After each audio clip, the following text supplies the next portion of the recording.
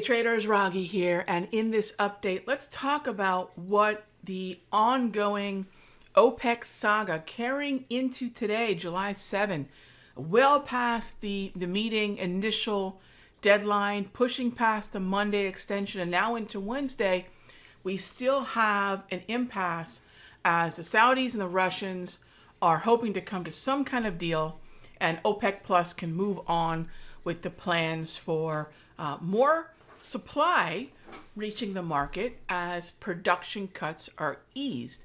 Now, the impasse comes from the disagreement about how much and for how much longer supply will be restrained. So right now, there's still about a 6 million barrel per day output cut, and that has produced, along with the reopening trade post the pandemic, that has produced partly the reason for the continued uptrend in crude oil. The other part is the reflation trade. Now you'll notice, unlike other commodities, as I like to call them, grocery store commodities that got trounced on the FOMC meeting on June 16, crude oil did not suffer the same fate as, say, copper or corn and hogs, as I call them, those grocery store commodities. Crude oil continues to move higher. So again, for now, the agreement that's in place is keeping supply restrained. However, there is a certain segment of OPEC, which is everybody but the Saudis, who really want to have a little bit more supply reach the market. I mean, after all, there is expected to be a supply crunch come August of about 1.5 million barrels per day. In other words, that's the shortfall that OPEC is projecting. So I said, look, it makes sense to get some more supply out there, but what's brewing is what's known as a production war. Now, is this going to be the end of OPEC Plus? No. What's going to happen is one of two things. Could we see a separation within OPEC? So let's say we see certain countries within OPEC leave the cartel. That's probably very unlikely, all right? So what's happening is Russia is trying to close the difference of opinion between the Saudis and the UAE and get a deal to raise output because the Saudis don't want to and the UAE does, all right? So you see Russia trying to, put that back together.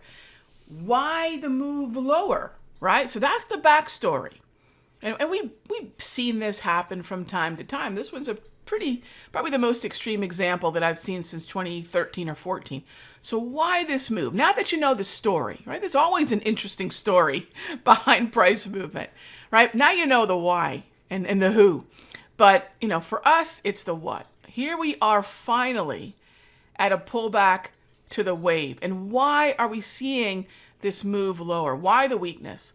Because the fear is that if OPEC doesn't have a firm control on production, that we're going to see more crude hit the market, not less. Again, a collapse in OPEC or just even a collapse in the talks could mean certain countries will just release more crude into the market, and that is supply. And of course, supply and demand 101 means more supply, lower prices. And that's what we're seeing right here. So that's the volatility we're seeing. This is not just a technical pullback. It's really important to understand this isn't just a technical pullback and a reversion to the 21 exponential or the 34 EMA wave. This is a lot of drama, and that's why we're seeing this move lower. All right, what do I want to do with this? Well, let's speak technically now because we've got the narrative down. Well, let's look at the last time this happened.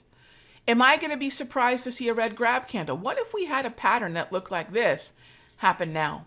Would I have a problem with that? None. Would it be a buy?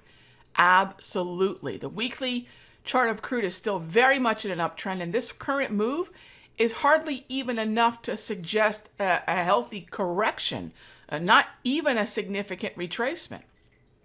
So what I suspect is we could probably see price down in this area, very easily, maybe even pressure the wave But I believe ultimately, even if we were happen to get there, we'll find support at the 55 as we have done before. This is the 55 exponential moving average. So what am I saying? I do want to buy crude. And I think starting tomorrow, if we can retest this 34 EMA on the high, I'll start buying USO calls. I'll also start looking at the mini contract of crude, the QM, because at this level, we want to be a little bit smaller in size, a little bit lesser in exposure in case we continue to move down lower in the range, where at that point, at more moderate and conservative levels, we can build a larger position. So there you have it. That's what's going on in crude, and that's where the opportunity is. And by the way, check out more on crude in the current blog post, the current update over at Countdown Trader. That's countdowntrader.com. All right, gang, I'll see you in the next update. Hey traders, Raghee from Simpler Trading. Thank you so much for watching this video. Be sure to leave a like and a comment below. And remember, subscribe and click the bell icon so you'll get notified of the next update. And when you're ready to join me for live trading, be sure to head on over to simplertrading.com. I'll see you in the next update.